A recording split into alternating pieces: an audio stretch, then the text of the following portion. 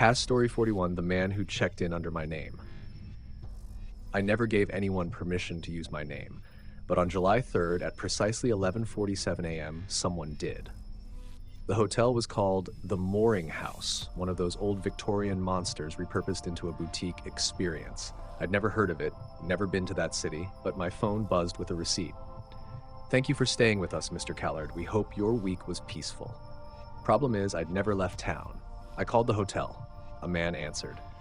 Calm voice, slow, like every syllable had been sanded down smooth. "Yes, Mr. Callard, he checked in, showed identification. He described someone who was me. Same face, same license, but apparently I looked thinner. The man said I stayed in room 305, and when I asked if the person was still there, he paused. No, sir, but he left something in the walls. I went there, not out of curiosity, out of necessity.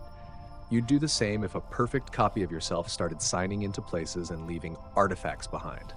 The hotel looked wrong, even from the outside. Like it was constantly leaning, constantly drifting forward, a little too many windows, a little too few doors. They greeted me without question. Back so soon? The concierge said. I laughed it off. They gave me room 305 without a blink. I didn't sleep the first night because at 2:33 a.m. someone knocked from inside the closet. 3 knocks, then 2, then 1. I didn't open it. I started noticing shifts. The curtains didn't move with the breeze. The bathroom mirror showed me blinking slower than I should. In the desk drawer, beneath a Gideon Bible, was a photograph of me standing in front of a lake I've never seen, wearing clothes I don't own. The timestamp read July 5th, 2022. That was next week. The walls groaned like ribs under pressure. At night, I'd hear 2 voices talking through the vent. Both of them were mine. On the 3rd day, I met a maid. She looked startled, then horrified. "I thought you were..." She didn't finish, just handed me a sealed envelope addressed to me. It's not theft if you're not using it. There was a key, not for the room, not for anything labeled. I knew what it was for. The basement. I waited until night. The hallway lengthened as I walked. Every door blinked with its peephole, watching. By the time I reached the basement stairwell, my phone had died. My watch had stopped. My pulse was louder. The stairs went down, but they also went sideways. The further I walked, the more the air began to feel pre-owned, like someone had already breathed it all. I reached a concrete hallway lined with mirrors. Every reflection showed me, but in various stages of decay. At the end of the hall was another door, room 305, but underwater. The door rippled and pulsed like it was submerged in black fluid. I turned the key. The lock moaned open. Inside, the room was identical, except it smelled like chalk dust and static. On the bed was a suitcase. My suitcase, the one I lost in 2017 on a flight to Denver. Inside it, a stack of journals in my handwriting that I've never written, a bottle of cologne I've never worn but instantly recognized, a roll of film, undeveloped, and a tongue, human, salt-cured. Something spoke from behind the curtain. "You're late." It stepped out. Me, no scars, no fatigue, no regrets. He smiled. "I kept the name warm for you." I ran, but I didn't make it far. The hotel shifted with me. Each hallway looped back to room 305. He was always waiting. I don't remember leaving, but I woke up back home. Everything was back to normal. Almost. Except now, sometimes my reflection moves before I do, and I keep getting receipts for places I've never been. And last night, I got a voicemail from myself saying, "You've had your turn. My check-in's tomorrow. Would you like to begin story 42? It'll be just as long, dark." Story 42, the man who removed his reflection. They said he was a magician. Not the kind with rabbits or cards. The kind that made mirrors forget who you are. His name was Albin Mirov, and he rented a room above the butcher's shop in my town for a summer back in 1997. He wasn't loud, wasn't strange at first glance, but within a month, people whispered about the things he kept in his apartment. Tarps with no shadows, jars of darkened water, and a floor-to-ceiling mirror with a bedsheet stapled over it. He always wore gloves. He always walked with a slight limp, and he never looked into glass.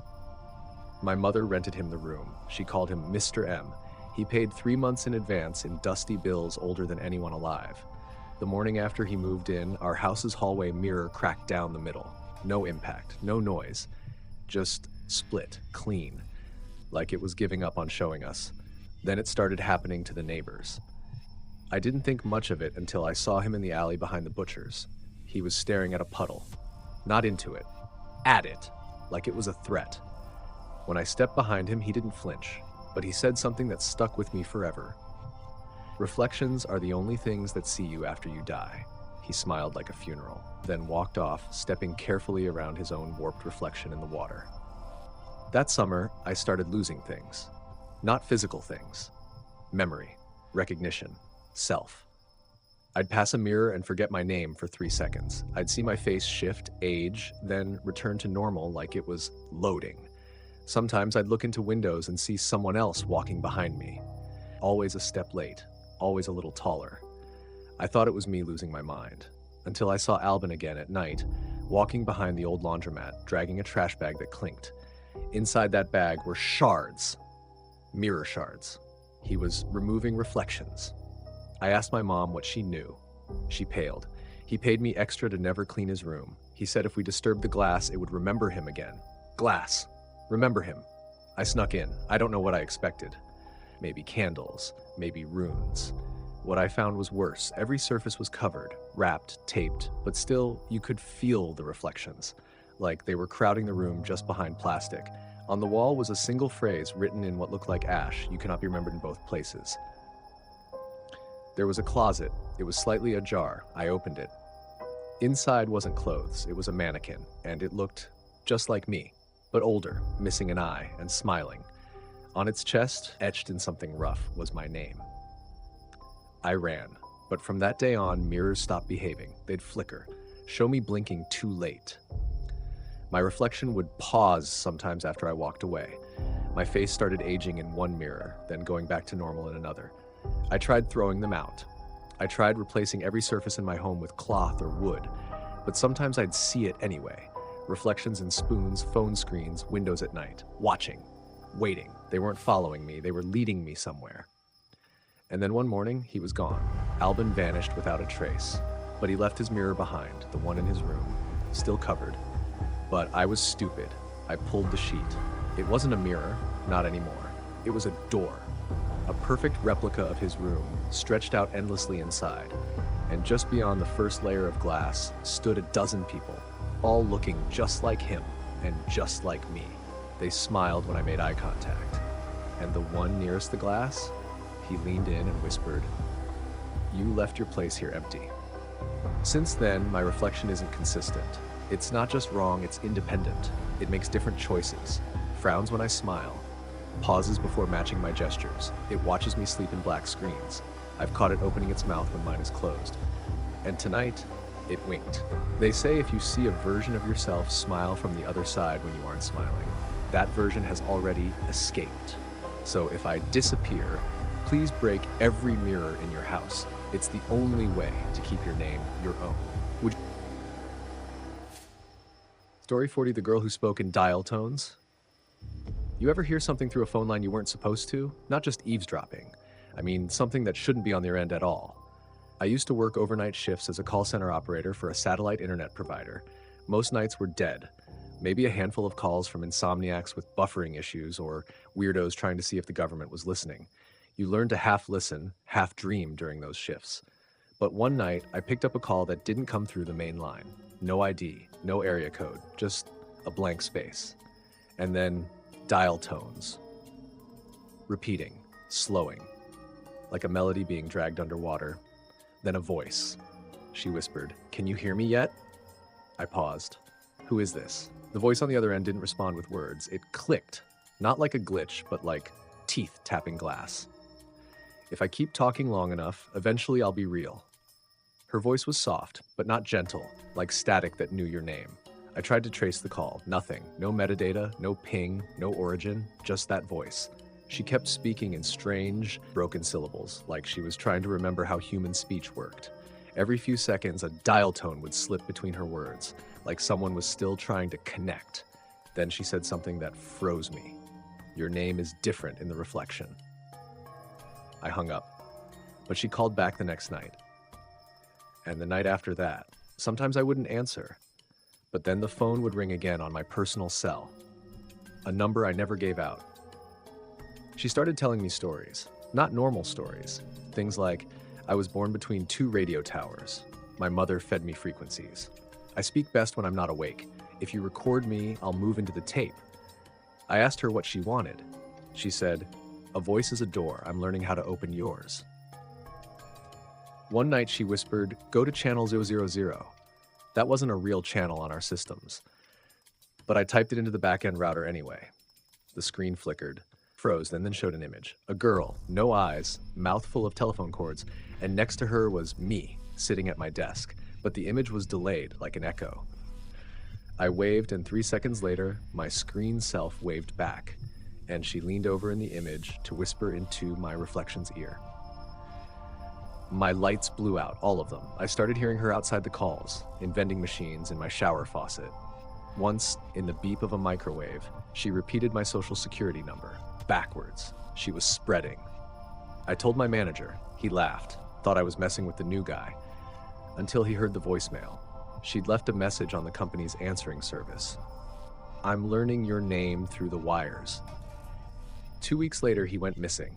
His last words caught on our security feed were, she's almost dialed in. Then the calls stopped.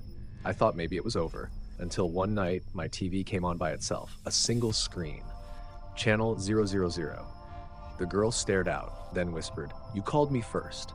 I couldn't sleep for days. I moved apartments, changed jobs, but she followed through USB ports, HDMI, AirPods. Anytime sound could travel, so could she. I took every speaker in my house and smashed them, but the ringing still comes. Last week, I woke up to find the message typed across my locked phone screen. I've learned how to talk in your voice now. Sleep with your mouth closed. So if you ever hear dial tones that slow down, if your reflection speaks a half second too late, if your voicemail plays before anyone's called, don't answer. And whatever you do, never say your name out loud when you're alone with technology. She might just be listening through you. Story 44, the apartment that wasn't in the building plans. There's a certain kind of silence that only exists in empty apartment buildings. Not true silence, just the absence of anything personal. No voices behind the walls, no music through the floors, just that heavy, dusty air of a place waiting to be remembered. That's what the Brindlewood Tower felt like, even though the place was almost fully rented out. And yet, something was missing. I was hired to inspect the building for insurance purposes, post-renovation walkthroughs, a routine gig, 97 units across 19 floors, straightforward, until I got to apartment 1906. The digital floor plan ended at 1905, but there was clearly a door labeled 1906. Same as the others, silver plate, brushed handle, old deadbolt. I assumed it was mislabeled, or maybe a maintenance closet someone forgot to rename, but my badge key worked on it, so I opened the door. First thing I noticed, the smell. Not rot, not mold. It smelled like film developer, like dark rooms and ghost photos. Inside was an apartment. But also, not. The layout was wrong. Every wall was an inch too narrow, every light too low, and there were mirrors everywhere, not hanging, built in, framing the ceilings, bordered into the floors. Each one looked old, tarnished, like they were watching me back. Then I heard the click of the door behind me. I turned fast, but it hadn't closed, still wide open, but the hallway beyond was different. Gone was the fresh tile and overhead lighting. Now the hallway was longer, yellowed, flickering bulbs, old brass elevator that hadn't been in service since the 70s. I took one step toward it and my foot made no sound. I wasn't standing on laminate. I was standing on mirror glass. I backed into the apartment. The door slammed shut. I tried to open it again. Nothing. But the mirrors, they started flickering, like TVs trying to pick up a signal. And in each mirror, I saw a version of the apartment, but off. In one, the furniture was floating. In another, it was burned and blackened. In another, I saw myself standing there, but I wasn't moving. And then the me in the mirror grinned. It lifted its hand, and so did my real hand. But I didn't do it. The mirrors kept switching. Faster now, faster, faster, until all of them went black and started recording. I could hear a faint whisper under the silence now. This unit was never approved. This unit was never approved. This unit was never approved. I turned and ran to the kitchen. The sink was filled with teeth, not loose, arranged, in rows, like dentures made from the mouths of things that forgot how to speak. I tried calling out, banging the walls. No echo, just my breath, and the soft hum of power behind the glass. Then a voice. A woman, from inside the closet. She said, "They buried this apartment between floors, like a scar under makeup. It wasn't supposed to exist. But the mirrors made a copy of it, and now it's hungry." The door opened, but it wasn't to the hallway. It was to another version of the building. This one completely upside down. A chandelier hung from the floor. Stairs spiraled upward into blackness, and paintings of people with no faces lined the ceiling walls. I refused to enter. I turned back. The kitchen was gone. The mirrors were now filled with people, but not people from my world. They were all me. Every mirror, every version, watching, waiting. "Pick one," the woman said from behind me, "and become it." That's when I realized there never was a 1906. It was a reflection, a unit copied through the mirrors, but never lived in, never alive, until someone opened the door, until me. I escaped, but not really. Now, wherever I go, I catch glimpses of the other versions of me, watching from reflections, from puddles, from screens. Sometimes I can even hear the door handle clicking, even in buildings that don't have a 19th floor, even in places I've never lived. So, if you ever come across a door that doesn't exist on paper, don't open it. If you do, the version that doesn't belong might finally find a way to replace you.